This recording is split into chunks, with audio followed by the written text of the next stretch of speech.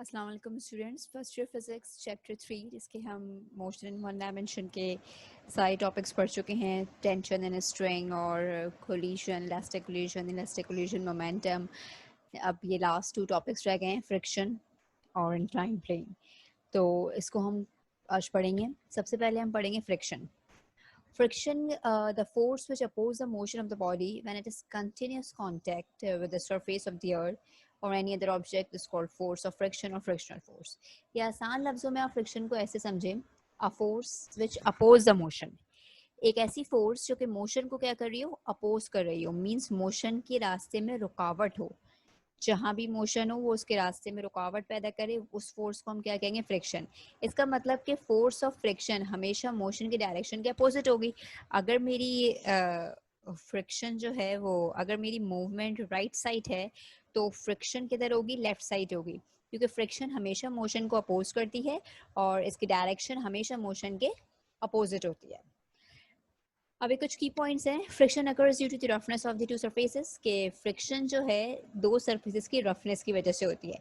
इसका मतलब कि अगर किसी सरफेस के ऊपर कारपेट बिछा हुआ है तो वहाँ फ्रिक्शन ज़्यादा होगी, और अगर वहाँ मार्बल है तो वहाँ फ्रिक्शन कम होगी, टाइल्स है तो फ्रिक्शन और कम होगी। मीन्स के the value of friction, the value of force of friction depends upon the nature of the surface. अच्छा, फ्रिक्शन जो है अनअवॉइडेबल है, मीन्स कभी भी ऐसा नहीं हो सकता कि मैं बोलूँ कि इट इज़ फ्रिक्शनलेस। फ्रिक्शन कम हो सकती है, बहुत कम हो सकती है, लेकिन बिल्कुल zero it is not possible. Perfect smooth surface हमारे पास नहीं है। अगर हम कहीं पे बिल्कुल परफेक्ट स्मूथ सरफेस की बात कर रहे हैं तो इसका मतलब कि हम यहाँ पे अज्यूम कर रहे हैं, ठीक है। अच्छा, इसके बाद क्या है कि friction is represented by small F, capital F नहीं करना। कैपिटल एफ जो है वो जस्ट फोर्स के लिए होता है। अच्छा, force of friction is always act parallel to the surface in contact, कि जिस सरफेस के साथ, मतलब कोई अगर दो ऑब्जेक्ट, एक ऑब्जेक्ट एक सरफेस के ऊपर स्लाइड कर रहा है, मूव कर रहा है, तो फ्रिक्शन हमेशा उसके पैरेलल होगी। इस चीज़ को आगे भी हम देखेंगे। अच्छा, अब इस एनिमेशन में देखिएगा, थोड़ा सा हम फ्रिक्शन की टाइप्स भी देखते हैं कि 4 टाइप्स हैं फ्रिक्शन की। एक स्टैटिक फ्रिक्शन है हमारे पास, स्लाइडिंग फ्रिक्शन है, रोलिंग फ्रिक्शन है और फ्लूइड फ्रिक्शन है। तो अब हम पढ़ेंगे स्लाइडिंग फ्रिक्शन, कि जब एक ऑब्जेक्ट दूसरे ऑब्जेक्ट के ऊपर, देखिए स्लाइडिंग और स्टैटिक दो अलग अलग फ्रिक्शन है। स्टैटिक फ्रिक्शन जैसे ये बॉल यहाँ पे रेस्ट में है, ग्राउंड के ऊपर रखी हुई और रेस्ट में है, तो इसका मतलब ये कौन सी फ्रिक्शन है, स्टैटिक फ्रिक्शन है। स्टैटिक लफ्ज निकला ही रेस्ट से है। No actual movement in static friction. Means अगर कोई भी ऑब्जेक्ट किसी भी सरफेस के ऊपर रेस्ट की हालत में है तो फिर आपसे पूछा जाए कि इन दोनों सरफेस के बीच में कौन सी फ्रिक्शन है, तो इन दोनों सरफेस के बीच में स्टैटिक फ्रिक्शन है, ठीक है। अब अगर बॉल को किक कर दो, या कोई बॉल की जगह कोई और एग्जांपल ले ले, कोई ब्लॉक था, कुछ भी था, उसको आपने किक मूव कर दिया, तो जैसे ये इस ऑब्जेक्ट को मूव कर रहा है तो ये कौन सी स्लाइड करा रहा है, तो ये कौन सी फ्रिक्शन हो गई, स्लाइडिंग फ्रिक्शन हो गई। स्टैटिक फ्रिक्शन की वैल्यू हमेशा ज़्यादा होगी स्लाइडिंग फ्रिक्शन से, क्योंकि स्टैटिक फ्रिक्शन है तो उसको मूव ही नहीं होने दिया, स्लाइडिंग फ्रिक्शन तो फिर भी मूव होने दे रही है। जब एक सरफेस के ऊपर दूसरा ऑब्जेक्ट स्लाइड कर रहा है तो वो स्लाइडिंग फ्रिक्शन है। अच्छा, अब ये देखें आप यहाँ पे कि ये रोलर, ये जो सूटकेस है, बड़ी इजीली आराम से उठा के लेके जा रहा है, ठीक है, चला के लेके जा रहा है। अगर इसको उठाता तो ये हैवी होता। अब इसको रोल करवा के लेके जा रहा है, मूव करवा के लेके जा रहा है, वो इतना हैवी नहीं है। क्यों? क्योंकि इसके अंदर रोलर्स लगे हुए हैं, ये व्हील्स लगे हुए हैं। Wheel, roller means rolling friction. Rolling friction की वैल्यू बहुत ही मिनिमम होती है, बहुत ही कम होती है, तो आराम से कोई छोटा बच्चा भी इसको मूव करा सकता है। एज कम्पेयर टू अगर वो इसको स्लाइड करा के लेके जाता तो उसकी वैल्यू क्या होती, ज़्यादा हो जाती।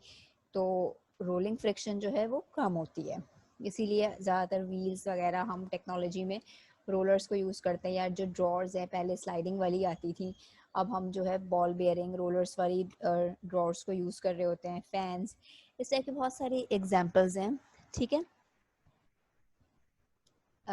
बाईसाइकिल। अच्छा, अब ये हमने इसकी एग्जाम्पल्स को देख लिया है।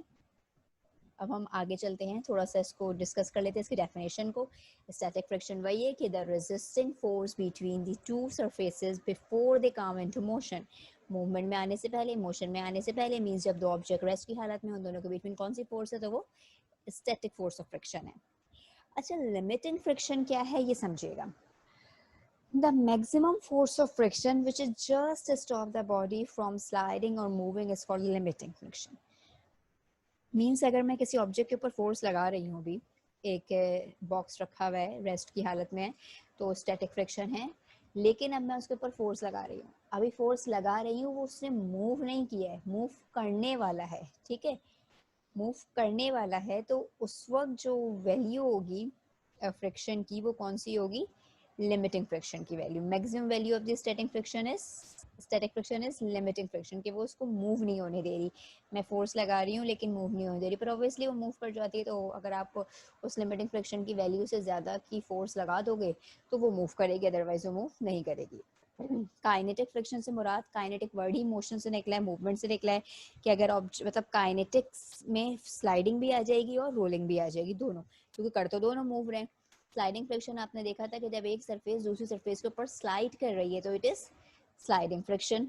और रोलिंग का क्या है, जब एक सरफेस दूसरी सरफेस के ऊपर रोल कर रही है, मीन्स रोलर व्हील्स हो गए, रोलर्स हो गए, बॉल बेयरिंग्स हो गए, ठीक है, और ये सबसे minimum value of the friction होती है, रोलिंग फ्रिक्शन। अच्छा, फ्रिक्शन की डेरिवेशन जो है ये आपने कुछ इस तरीके से समझनी है कि देखिए, अगर एक ऑब्जेक्ट है रेस्ट में रखा हुआ है, ठीक है, मतलब किसी टेबल के ऊपर कोई छोटा सा बॉक्स रखा हुआ है, तो उस बॉक्स की जो वेट है, उस बॉक्स का जो वेट है वो कहाँ एक्ट कर रहा होगा, डाउनवर्ड, और अगर वो ऑब्जेक्ट मूव नहीं कर रहा तो लाजमी उसको वेट को बैलेंस करने के लिए एक फोर्स होगी जो कि अपवर्ड डायरेक्शन में होगी, वेट के अपोजिट डायरेक्शन में, जो कि क्या होगा, उसका normal reaction.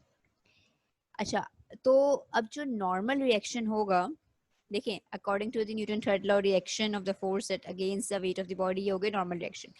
Let Fs be the frictional force as the body is dragged onto a surface. It is can be experimentally concluded that. अब अगर मैं उसको फोर्स की बात करूँ कि मुझे उसको ड्रैग कराना है, मूव कराना है, तो मैं उसके ऊपर फोर्स लगाऊंगी, मतलब लेकिन वहाँ पे कोई ना कोई फ्रिक्शन होगी, तो वो जो फ्रिक्शन, अगर कोई ऑब्जेक्ट रेस्ट में रखा हुआ है एक टेबल के ऊपर, तो एक तो उसका वेट डाउनवर्ड एक्ट कर रहा है, एक उसकी नॉर्मल रिएक्शन है, और फ्रिक्शनल फोर्स जो है वो डायरेक्टली प्रोपोर्शनल होगी किसके, उस नॉर्मल रिएक्शन के, जब वो उस रेस्ट की हालत में है, क्योंकि जितना नॉर्मल रिएक्शन होगा उतनी ही वहाँ पे हमारी फ्रिक्शनल फोर्स भी होगी, मतलब उस ऑब्जेक्ट को मूव कराने के लिए मुझे उस नॉर्मल रिएक्शन या फ्रिक्शनल फोर्स से ज़्यादा की फोर्स लगानी पड़ेगी तो वो मूव करेगा। तो frictional force is always directly proportional to the normal reaction of the surface. अच्छा, अब देखिएगा कि डायरेक्टली प्रोपोर्शनल था, जब भी प्रोपोर्शनैलिटी का साइन हटेगा तो इज इक्वल्स टू कांस्टेंट आएगा, ठीक है। यहाँ कांस्टेंट क्या है, म्यू, और इस म्यू को हम क्या कहते हैं, कोफिशिएंट ऑफ फ्रिक्शन। अगर मैं म्यू की वैल्यू निकालूं तो आर जो है यहाँ पे मल्टीप्लाई हो रहा है, वो यहाँ आके क्या हो जाएगा, डिवाइड। एफ एस क्या है, फ्रिक्शनल फोर्स है, और आर क्या है, normal reaction of the surface, और हमें पता है कि normal reaction of the surface R उतना ही होता है जितना कि वेट होता है, means weight is equals to M G. तो यहाँ पे आर की जगह क्या आ सकता है, एम जी। वही बताया हुआ है कि वेट एम जी है तो आर एम जी है, तो एफ एस कितना हो जाएगा, म्यू एम जी। मतलब F S is equals to mu, R की जगह वेट, वेट की जगह एम जी, ठीक है। ये आपके पास वैल्यू आ गई। अब म्यू कोफिशिएंट ऑफ फ्रिक्शन की अगर मैं बात करूं उसके फॉर्मूले की, तो वो सिंपली यही है, frictional force divided by normal reaction of the surface, ठीक है। और इसका कोई यूनिट नहीं होगा, यूनिट ना होने का रीजन क्या है, ये भी फोर्स है और ये भी फोर्स है, दोनों फोर्स का यूनिट न्यूटन, न्यूटन से न्यूटन कैंसिल, सिमिलर क्वांटिटीज के रेशो का यूनिट नहीं होता। अब फ्रिक्शन के एडवांटेजेस देख लेते हैं। Friction enable us to walk, friction जहां मोशन में रुकावट है, वहीं अगर फ्रिक्शन ना हो तो हम चल भी नहीं सकते। थोड़ी सी फ्रिक्शन होती है जब तो हम चलते हैं, वरना तो हम स्लिप होकर नीचे ही गिरते रहेंगे बार बार, अगर सरफेस बिल्कुल ही स्मूथ हो जाएगी, ठीक है। अच्छा, अब threading is done on the tyres. अच्छा, टायर्स आपने देखे होंगे बाइक के, कार के, उस पर हल्के हल्के से धागे नुमा रबड़ के कुछ वो निकले हुए होते हैं, तो वो किस लिए होता है, ताकि टायर्स में थोड़ी फ्रिक्शन आ जाए, उनमें ग्रिप अच्छी आ जाए, वरना बिल्कुल अगर स्मूथ सा टायर बना दिया जाए तो वो तो बहुत आराम से बाइक को, किसी गाड़ी को स्लिप करवा सकता है, ठीक है। तो फ्रिक्शन ज़रूरी भी है, बिल्कुल हर जगह स्लिप नहीं होना होता। अच्छा, इसी तरीके से हम we can not fix a nail और इन द वुड, कि हम लकड़ी में या दीवार में कोई कील वगैरह भी नहीं ठोक सकते अगर वहाँ पे फ्रिक्शन मौजूद ना हो, ठीक है। वो फ्रिक्शन की ही वजह है जो उसको वो होल्ड किए रखती है दीवार, वरना तो फौरन से बिल्कुल स्मूथ हो तो उसको गिरा दे, वो होल्ड ही ना कर सके, ठीक है। अच्छा, अब डिसएडवांटेज ऑफ द फ्रिक्शन में आ जाइए। जैसे कुछ फायदे हैं तो उसके नुकसानात भी हैं। सबसे बड़ा डिसएडवांटेज इसमें क्या है कि large amount of energy is wasted in the mechanical part of the machines. देखिए, फ्रिक्शन है तो एनर्जी का लॉस क्यों होता है? क्योंकि अगर किसी ऑब्जेक्ट में फ्रिक्शन है, हर सरफेस के अंदर दरमियान फ्रिक्शन है, तो वहाँ मुझे किसी भी ऑब्जेक्ट को मूव कराने के लिए फोर्स लगानी पड़ेगी। इसका मतलब मुझे अपनी एनर्जी को यूटिलाइज करना पड़ेगा। अब गाड़ी का इंजन जो है वो उसको एफिशिएंट बनाना पड़ेगा कि वो फ्रिक्शन को ओवरकम करके गाड़ी को चला सके। जहाँ टायर्स में फ्रिक्शन ना हो तो भी मसला है। गाड़ी के इंजन में जो है हम फ्रिक्शन कम करने की बातें कर रहे हैं कि अगर फ्रिक्शन कम हो जाए, मतलब at the same time friction काम की भी चीज़ है और इससे कुछ ना कुछ नुकसान भी हैं। तो फ्रिक्शन को ओवरकम करने के लिए हमारी एनर्जी वेस्ट होती है। अच्छा, in most of the cases it leads wear and tear of the moving parts में भी कुछ प्रॉब्लम हो जाती है, मींस फ्रिक्शन की वजह से वो मूव करने में प्रॉब्लम करते हैं। जैसे दरवाजे वगैरह कभी अटक जाते हैं तो वो भी ड्यू टू फ्रिक्शन होता है। और फ्रिक्शन हीट को भी प्रोड्यूस करवाती है कि मशीन में जो है हीट के लॉसेस, जैसे इंजन हमारा गर्म हो जाता है, जैसे कार का इंजन गर्म होता है, हम रेडिएटर में पानी डाल के उसको ठंडा करते हैं, या मदरबोर्ड है वो भी गर्म होता है तो उसके बराबर में फ़ैन लगाया हुआ तो उसको कूल डाउन करने के लिए। तो ये जो हीट के लॉसेस हैं ये भी ड्यू टू फ्रिक्शन होते हैं। और एक नॉइस की तो प्रोड्यूस करती है फ्रिक्शन, ठीक है। तो इस टाइप और फिर automobiles consume more fuel which is more fuel which is money loss। Friction को ओवरकम करने की जाहिर सी बात है फ्यूल लगता है, और फ्यूल लगेगा तो पैसे तो लाजमी खर्च होंगे। तो ये खैर एक लॉस कह ले, डिसएडवांटेज कह ले, या ये तो एक नेचुरल सी बात है कि ऐसा होना है। अच्छा, अब फ्रिक्शन को रिड्यूस करने के क्या मेथड्स हैं ना, हम वो देखते हैं। Use of lubricant. अब लिब्रिकेंट क्या चीज़ है? जैसे ऑयल वगैरह, जैसे मैंने आपसे कहा ना कि दरवाजे अकड़ जाते हैं, कभी सही से बंद नहीं हो रहे होते, कुछ प्रॉब्लम होती है, उनमें आवाज़ आ रही होती है तो हम उसमें ऑयल वगैरह डाल देते हैं, तो वो ड्यू टू फ्रिक्शन होता है। और उसको ऑयल डालने से उसकी फ्रिक्शन थोड़ी कम हो जाती है जिसकी वजह से वो ईजिली मूव करने लगता है, ठीक है। अच्छा, फिर क्या यूज़ ऑफ ग्रीस। ये भी ऑयल की ही वो है, मतलब हम कुछ मशीनरी में जो है ऑयल की जगह ग्रीस वगैरह को लगा देते हैं ताकि वो ईजिली जो है मूव करे। बॉल बेयरिंग, जैसे ड्रॉर्स पहले स्लाइडिंग आती थी, स्लाइड करती थी ना, तो उसको थोड़ा खींचना मुश्किल होता था। अब तो हम एक फिंगर से भी ड्रॉर को खींच लेते हैं क्योंकि उसमें बॉल बेयरिंग्स लगे हुए होते हैं। अच्छा, डिज़ाइन मॉडिफिकेशन, ये बड़ा मैटर करता है कि हम डिज़ाइन को ही मॉडिफाई कर दें। जित फ्रिक्शन उतनी ज़्यादा होगी दो सरफेस के बिटवीन जितना कॉन्टेक्ट एरिया ज़्यादा होगा, ठीक है। देखिए, रोलिंग फ्रिक्शन होती है कम, स्लाइडिंग फ्रिक्शन होती है ज़्यादा। तो इसका रीज़न क्या है कि जब एक ऑब्जेक्ट दूसरे सरफेस के ऊपर स्लाइड करता है तो उसका कॉन्टेक्ट एरिया कितना ज़्यादा होता है। अब आप यही एग्जांपल बॉल की ले लें, रोलर्स की ले लें, तो उस पूरी की पूरी बॉल तो सरफेस से टच नहीं होती ना, एक ज़रा सा हिस्सा उसका टच होता है। कॉन्टेक्ट एरिया कम होता है तो फ्रिक्शन कम होती है। तो हम ऑब्जेक्ट का शेप को ऐसे डिज़ाइन करें कि कॉन्टेक्ट एरिया जितना कम होगा उतनी फ्रिक्शन हमारी कम हो जाएगी। जैसे एरोप्लेन वगैरह का शेप एरोडायनेमिक्स में ऐसा दिया जाता है कि आगे का जो एक शेप होता है पर्टिकुलर सा शेप के कांटेक्ट एरिया उसका कम है, तो एयर रेजिस्टेंस जो है उतनी ज़्यादा उस पर क्या होगी, कम अप्लाई होगी, तो वहाँ फ्रिक्शन फोर्स को मैनेज कर दिया जाता है, थोड़ा सा कम कर दिया जाता है due to particular shape. Fluid friction. पहली बात, व्हाट इज फ्लूइड? मेट्रो की 3 टाइप्स है, solid, liquid, gas. Anything which can flow it is fluid. जो फ्लो कर सके वो फ्लूइड है, मतलब लिक्विड और गैस को हम फ्लूइड की कैटेगरी में लेते हैं, ठीक है। अब फ्लूइड फ्रिक्शन बात करेगी लिक्विड्स की ना, कि लिक्विड में भी फिर जैसे मैं ज़मीन पे पैदल चल रही हूँ तो फ्रिक्शन है। अब कोई चीज़ लिक्विड में मूव कर रही है तो भाई उसमें भी तो फ्रिक्शन होगी। अब लिक्विड की फ्रिक्शन, जैसे वाटर की एग्जांपल ले लूँ, मुझे यहाँ चलने में आसानी है लेकिन मुझे पानी में चलने में मुश्किल होगी। यही मैं दलदल में चलूँ तो मेरे लिए तो चलना वबाल हो जाएगा और मुश्किल हो जाएगी, ठीक है। मतलब with respect to medium, with respect to change of matter, with respect to change of the fluid, friction में चेंजिंग आ रही है। अच्छा, अब यही फ्रिक्शन जो पानी में है, जो किसी भी लिक्विड में है, not necessary in water, Honey हो, कोई भी विस्कस लिक्विड हो, या फिर दलदल हो, कीचड़ है, ग्लिसरीन है, कोई भी लिक्विड है, तो अब जितना लिक्विड जो है विस्कस होता जाएगा उतनी लिक्विड की फ्रिक्शन बढ़ती जाएगी। लिक्विड जितना विस्कस होता जाएगा उतनी लिक्विड की फ्रिक्शन बढ़ती जाएगी। और यहाँ मैं लिक्विड की फ्रिक्शन को फ्रिक्शन ऑफ लिक्विड नहीं कहूँगी, मैं यहाँ कहूँगी इसको विस्कोसिटी। ठीक है, यहाँ पे उसी फ्रिक्शन को जिसको हम नॉर्मल अभी सॉलिड्स में फ्रिक्शन कह रहे थे, यहाँ हम लिक्विड्स में हम उसको क्या कहेंगे, विस्कोसिटी। मीन्स इसका ताल्लुक किससे है, लिक्विड की विस्कोसिटी से, कि लिक्विड जितना विस्कस ज़्यादा होगा उतनी ही फ्रिक्शन क्या होगी, ज़्यादा होगी। एक छोटी सी स्मॉल सा स्फीयर, एक बॉल है, उसको अगर मैं पानी में फेंकूँ वो थोड़ा जल्दी नीचे आएगा। यही अगर मैं उसको हनी में फेंकूँ तो वो स्लो स्लो आएगा, और ग्लिसरीन में फेंकूँ तो भी स्लो आएगा। ठीक है, मतलब यहाँ पे क्या हो रहा है कि पानी की जो विस्कोसिटी है वो कम है एज कम्पेयर टू ग्लिसरीन और हनी, तो इसीलिए पानी में बॉल थोड़ा जल्दी नीचे आ जाएगी और उसमें थोड़ा सा टाइम लेगी। ठीक है, तो स्टोक्स लॉ भी इसी चीज़ के बारे में बात करता है, ये जो बातें मैंने अभी आपको बताई।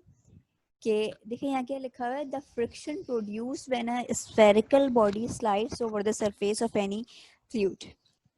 देखिए ये स्टोक्स लॉ ने बहुत स्मॉल ऑब्जेक्ट के बारे में बात की थी कि कोई स्मॉल स्फेयर है, वो अगर किसी लिक्विड में फ्लो करेगा तो वो भी, उसको भी एक फ्रिक्शन का सामना करना पड़ेगा। ठीक है, और उसको हमें इसकी डेरिवेशन में नहीं जाना, बस हमें डायरेक्ट इसका एक्सप्रेशन लिखा है, F इज इक्वल्स टू के ईटा वी। ये जो N बना हुआ है थोड़ा स्टाइलिश सा, इट इज ईटा।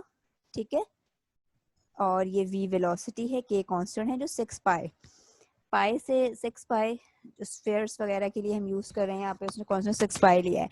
अच्छा, इनको हम पहले देख लेते हैं क्या है, फिर हम स्टोक्स लॉ को समझते हैं। R यहाँ पे रेडियस ऑफ द स्फीयर है, और V वेलोसिटी है जिससे बॉडी मूव कर रही है, ईटा कोफिशिएंट ऑफ विस्कोसिटी है। अच्छा, अब यहाँ पे क्या चीज है, इधर आपने देखना है कि फोर्स जो है वो डायरेक्टली प्रोपोर्शनल किसके आ रही है, वेलोसिटी के। फोर्स डायरेक्टली प्रोपोर्शनल आ रही है वेलोसिटी के, मतलब फोर्स ऑफ फ्रिक्शन जो है उतनी ही ज्यादा होगी जितनी वेलोसिटी ज्यादा होगी।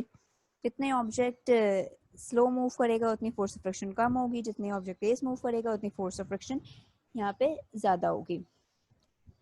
अच्छा, अब एक पॉइंट आएगा कि लिक्विड में हमने किसी बॉल को डाला है, ग्लिसरीन वगैरह में बॉल मूव करती हुई आ रही है, तो एक तो बॉल का वेट है जो कि डाउनवर्ड होगा, फिर उसके अलावा लिक्विड जो अपथ्रस्ट उसके ऊपर फोर्स लगा रही होगी वो भी होगी, फिर फ्रिक्शन की फोर्स भी होगी, तीन फोर्सेस, मतलब फ्रिक्शन भी अपवर्ड लग रही है, अपथ्रस्ट भी अपवर्ड लग रहा है, वेट उसका डाउनवर्ड लग रहा है। पर एक पॉइंट ऐसा आएगा मूव करते करते जहाँ पे वो वेट और अपथ्रस्ट को बैलेंस कर जाता है। वो कोई भी एक पॉइंट हो सकता है, हर लिक्विड में अलग अलग होता है। तो उस वक्त जो उसकी वेलोसिटी होगी ना, उस ऑब्जेक्ट की जो मूव कर रहा होगा, उस वेलोसिटी को हम कहेंगे टर्मिनल वेलोसिटी। ठीक है, और टर्मिनल वेलोसिटी यूनिफॉर्म होगी, उस वक्त ऑब्जेक्ट में एक्सेलरेशन नहीं होगी, वेलोसिटी होगी लेकिन एक्सेलरेशन नहीं होगी, क्योंकि वेलोसिटी जब यूनिफॉर्म हो जाएगी, वेलोसिटी का चेंज ही नहीं होगा तो एक्सेलरेशन होएगी नहीं। ठीक है, तो टर्मिनल वेलोसिटी की डेफिनेशन देख लिएगा। वैसे आपने स्टोक्स लॉ को भी खाली जस्ट देखना है, एग्जाम के पॉइंट ऑफ व्यू से आपका फ्रिक्शन का वैसे टॉपिक इंपॉर्टेंट है, पर अलग से आपसे स्टोक्स लॉ को नहीं पूछते, एमसीक्यूज वगैरह में पूछ सकते हैं, तो आपने इसका स्टेटमेंट याद रखना है। ठीक है, अच्छा, अब आ जाए most important topic and the last topic of this chapter, which is incline plane. Incline plane क्या है, इंक्लाइंड, ये जो वर्ड है ना इंक्लाइंड, इस पे गौर करना है कि थोड़ी सी इंक्लिनेशन हो, थोड़ा सा एक चीज टिल्ट है, कोई स्लोप बना हुआ है, कोई जैसे हल्का सा स्लोप होता है ना ऑब्जेक्ट का, इस तरीके की मैं स्लोप की बात करूँ, ऐसा स्लोप। ठीक है, तो इंक्लाइन प्लेन क्या है कि the surface which make some angle theta with the horizontal surface is called incline plane. कोई भी ऑब्जेक्ट, सॉरी, कोई भी सरफेस जो जमीन के साथ, जैसे कोई ब्रिज वगैरह होते हैं ना, आपने ब्रिज देखे हैं, तो ब्रिज भी इंक्लाइन प्लेन है, मतलब जमीन से यूं हल्का सा उठे हुए हैं, या घर के आगे स्लोप होता है गाड़ी या बाइक वगैरह चढ़ाने के लिए, these are the incline plane. ठीक है, तो जमीन से किसी न किसी एंगल पे बन रहे होते हैं, पूरा 90 डिग्री का बना दूंगी तो वो सीधा खड़ा हो जाएगा, तो फायदा नहीं है स्लोप का, तो स्लोप थोड़ा सा टिल्ट रखते हैं हमेशा। एंगल ऑफ द इंक्लिनेशन वो एंगल है जिसमें इंक्लाइन प्लेन बनाया जाता है, कि सरफेस से लेके उस स्लोप के बीच में क्या एंगल है, जो कि हमेशा लेसर देन 90 होना चाहिए। क्योंकि 90 से 90 हो गया अगर तो फ़ायदा नहीं है ना, वो तो पूरा स्ट्रेट बिल्डिंग हो जाएगी, स्लोप थोड़ी होगा। तो ये एक इंक्लाइन प्लेन बना हुआ है, ठीक है। जैसे ये ऑब्जेक्ट है, यहाँ पर हमने इस हाइट पे आना है और ये ज़मीन है, तो ज़मीन से लेके यहाँ तक एक स्लोप सा बना दिया हमने, ठीक है। ये अब इसके ऊपर ऑब्जेक्ट को ले जाना आसान है ना, कि बस हमने ऑब्जेक्ट को रखा, नीचे लाना तो बहुत ही आसान है, रखा और ऑटोमेटिकली नीचे आ जाएगा। जैसे अगर कभी आप लोग किसी ब्रिज से आ रहे हैं, वापस नीचे उतर रहे, चढ़ नहीं रहे, नीचे उतर रहे हैं, बाइक का इंजन बंद भी कर दो, ऑटोमेटिकली बाइक ने नीचे ही आना है, ठीक है। आप इंजन बंद भी कर दो तब भी बाइक नीचे ही आएगी। तो नीचे लाना तो बहुत आसान है, ऊपर चढ़ना भी वैसे तो जाहिर है फोर्स की ज़रूरत पड़ेगी, आसान नहीं है, लेकिन इतना मुश्किल भी नहीं है। अगर ये बिल्कुल स्ट्रेट होता तो फिर तो आप चढ़ ही नहीं पाते, ठीक है। तो इसकी डेरिवेशन आती है पेपर में ना, वो आपने देखनी है कि ये किस तरीके से आएगी। कि आपने एक ऑब्जेक्ट को कंसीडर किया जिसका मास m है, जो कि इसके ऊपर प्लेस हुआ है इंक्लाइन प्लेन के ऊपर, और ये एक एंगल है थीटा, ठीक है। और ये एंगल हमेशा लेसर देन 90 होना चाहिए। अब ये जो ऑब्जेक्ट अभी मैं ये सपोज कर रही हूँ कि यहाँ पर है, ठीक है, रखा हुआ है, ठीक है। अगर ये ऐसे ही रखा हुआ है तो एक तो इसका वेट डाउनवर्ड, एक इसका नॉर्मल रिएक्शन r। अब अगर ये ऑब्जेक्ट मूव करेगा तो ये इस डायरेक्शन में अगर मूव कर रहा है तो इसकी फोर्स ऑफ फ्रिक्शन कहाँ होगी, वो इस डायरेक्शन में होगी। वो तो आपको पता है ना, फोर्स ऑफ फ्रिक्शन हमेशा मोशन के क्या होती है, अपोजिट होती है। तो तीन फोर्सेस तो उसके ऊपर हर हाल में लग रही है, उसका वेट, उसका नॉर्मल रिएक्शन और फ्रिक्शनल फोर्स, जो कि मोशन के अपोजिट होगी। मोशन अगर इस डायरेक्शन में है तो फ्रिक्शनल फोर्स जो है अपोजिट डायरेक्शन में होगी। अब अगर मैं वेट को उसी के कंपोनेंट्स में ब्रेक कर दूं, ये मैंने वेट को उसके कंपोनेंट्स में क्या किया, अब ब्रेक कर दिया, तो देखिए वेट के पैरेलल जो कंपोनेंट होगा वो होगा वेट कॉस थीटा, और वेट के परपेंडिकुलर जो कंपोनेंट होगा वो कौन सा होगा, वेट साइन थीटा। याद रखना है, पैरेलल कंपोनेंट कॉस थीटा और परपेंडिकुलर कंपोनेंट साइन थीटा। तो यही ये चीज यहाँ पे मेंशन भी है, ठीक है। फिर आप देखिएगा वाई एक्सिस के ऊपर कितनी फोर्सेस लग रही हैं। अच्छा, there are two forces acting on the Y axis. अब एक कौन सी लग रही है, नॉर्मल रिएक्शन आर, और एक कौन सी लग रही है, weight cos theta. Y axis पे ये दो फोर्सेस लग रही हैं, ठीक है, normal reaction R and weight cos theta. तो एक आर और एक वेट कॉस थीटा, यहाँ पे दो फोर्सेस लग रही हैं। अच्छा, अब अगर ये माइनस का है तो वहां जाके क्या हो जाएगा, प्लस का, तो R is equals to weight cos theta. अच्छा, यहाँ पे मैंने सारी फोर्सेस का सम जीरो ही क्यों लिया है, अब ये वो केस है जो मैं सपोज कर रही हूँ कि ये ऑब्जेक्ट किस में है, रेस्ट में है। अगर ऑब्जेक्ट रेस्ट में है तो हमने मेट्रिक क्लास में पढ़ा था कि इक्विलिब्रियम की कंडीशन क्या है, कि एक ऑब्जेक्ट पे लगने वाली सारी फोर्सेस का सम क्या हो जाए, जीरो। वाई एक्सिस पे लगने वाली फोर्सेस का सम भी जीरो हो जाए और एक्स एक्सिस पे लगने वाली फोर्सेस का सम भी जीरो हो जाए। तो ये आपकी बन गई इक्वेशन 1। अब यही चीज हम देखेंगे एक्स एक्सिस के लिए, कि एक्स एक्सिस के ऊपर कितनी फोर्सेस लग रही हैं। एक्स एक्सिस के ऊपर एक ये लग रही है वेट साइन थीटा और एक एफ, मतलब अगर मैं इसको ऐसे देख लूँ तो वेट साइन थीटा और एफ, दो फोर्सेस लग रही हैं। तो आपने यही चीज यहाँ पे भी करनी है कि वेट एक्स और ये फोर्स ऑफ फ्रिक्शन। अच्छा, अब देखिए यहाँ मैंने summation of forces equal to zero नहीं लिया, जबकि यहाँ लिया था। क्यों? क्योंकि मुझे नजर आ रहा था वाई एक्सिस पे कोई मोशन नहीं है ऑब्जेक्ट की, ऑब्जेक्ट वाई डायरेक्शन पे मूव नहीं कर रहा है, यहाँ पे लगने वाली फोर्सेस का सम लाजमी जीरो हो रहा होगा। ऑब्जेक्ट इस डायरेक्शन में मूव कर रहा है, लेकिन तो इसलिए यहाँ पे लगने वाली फोर्सेस का सम जीरो नहीं हो सकता। फिर यहाँ देखना है कि कौन सी फोर्स ज्यादा है, वेट ज्यादा है या फ्रिक्शन ज्यादा है। वेट का एक्स कंपोनेंट फ्रिक्शन से ज्यादा है जब तो वो नीचे आ रही है। अगर उसकी फ्रिक्शन ज्यादा होती तो वो उसको नीचे आने ही नहीं देती। तो जो फोर्स कम होती है उसके साथ हमेशा माइनस का साइन लगाते हैं। फ्रिक्शन फोर्स यहाँ पे कम थी, हमने माइनस लगा दिया। और तो वेट एक्स किसके बराबर है, एम जी साइन थीटा के, ठीक है, according to second law F is equals to M A. M यहाँ मल्टीप्लायर होता, हम यहाँ डिवाइड में ले आए, एम जी साइन थीटा से तो एम से एम कैंसिल हो जाएगा और एफ ओवर एम, ठीक है। ये एक आपकी इक्वेशन बन गई कि अगर कोई ऑब्जेक्ट किसी इंक्लाइन प्लेन से मूव करते हुए आ रहा है तो उसकी एक्सीलरेशन कितनी होगी, इतनी। A is equal to G sine theta है, इंक्लाइन प्लेन का थीटा पता होना चाहिए, जी आपको पता है, फ्रिक्शनल फोर्स आपको पता होनी चाहिए उस ऑब्जेक्ट की, और मास तो आपको लाजमी पता होगा। अब इसके केसेस है when force of friction is very high, जब फोर्स ऑफ फ्रिक्शन बहुत ही ज्यादा है। अच्छा, जब फोर्स ऑफ फ्रिक्शन बहुत ज्यादा है तो इसका मतलब ये होगा कि अब ऑब्जेक्ट को जो है बहुत ज़्यादा अगर फोर्स ऑफ फ्रिक्शन है तो आपकी जो इक्वेशन नंबर 2 है उसको आप किस तरीके से हैंडल करेंगे। बहुत ज़्यादा फ्रिक्शन का मतलब ये है कि नेट फोर्स ज़ीरो हो जाए ना, कि ए एक्सेलरेशन ना हो, कोई ऑब्जेक्ट मूव ना करे। तो ऑब्जेक्ट जब मूव नहीं करे, एक्सेलरेशन ज़ीरो, तो F net zero, W minus F, ये माइनस का एफ है वहाँ आके प्लस का एफ हो जाएगा, और डब्ल्यू एक्स की जगह क्या आ जाएगा, वेट साइन थीटा। मीन्स जितना वेट है उतनी ही फोर्स ऑफ फ्रिक्शन है, तो जाहिर सी बात है ऑब्जेक्ट मूव नहीं करेगा। ऑब्जेक्ट को मूव करने के लिए वेट साइन थीटा की वैल्यू फ्रिक्शन से लाजमी ज़्यादा होनी चाहिए। ये एमसीक्यूज के लिए भी याद रखिएगा कि अगर आपसे पूछ ले कि फोर्स ऑफ फ्रिक्शन जब बहुत हाई होगी तब क्या वैल्यू होगी, तो वो ये वैल्यू होगी। अच्छा, पर सेकंड केस क्या है कि when force of friction is negligible and object is sliding down, कि फोर्स ऑफ फ्रिक्शन नेग्लिजिबल है, मतलब तकरीबन है ही नहीं, हम उसको कंसीडर है पर बहुत ही कम है, इतनी कम है कि वी कैन नेग्लेक्ट इट, तो हम यहाँ पे ले लेंगे ज़ीरो। तो वही जो इक्वेशन है आपकी कि A is equal to J G sine theta minus F over M, तो एफ यहाँ पे जो आपकी फोर्स ऑफ फ्रिक्शन है, एक मिनट मैं इसको ज़रा दोबारा ओपन कर रही हूँ, कि जो आपकी फोर्स ऑफ फ्रिक्शन है वो क्या हो जाएगी, ज़ीरो, कि फ्रिक्शन है ही नहीं, तो यहाँ पे आ गया zero, zero divide by M zero, A is equal to G sine theta. ये एक आइडियल केस हो गया ना कि फ्रिक्शन ही नहीं है, और आइडियल केस हमें नॉर्मली लाइफ में बहुत कम मिलते, बल्कि नहीं मिलते, वो आइडियल ही होते हैं। A is equal to G sine theta, ठीक है। अच्छा, अब मैक्सिमम एक्सेलरेशन और मिनिमम एक्सेलरेशन देख लेते हैं इसी केस की ना, कि थीटा क्या हो कि हमारे पास एक्सेलरेशन मैक्सिमम हो जाए और थीटा क्या हो कि एक्सेलरेशन हमारे पास मिनिमम हो जाए। अगर थीटा 90 होगा तो ये तो फ्री फॉल मोशन हो गई, साइन 91 होता है, एक्सेलरेशन कितनी हो जाएगी, जी 9.8, और वो जब भी होगा तो बिल्कुल सीधा सीधा, कोई स्लोप ही नहीं हो, ऐसे ही ऑब्जेक्ट धड़ से नीचे आ जाए, ठीक है। और मिनिमम एक्सेलरेशन जब थीटा क्या हो जाए, ज़ीरो हो जाए।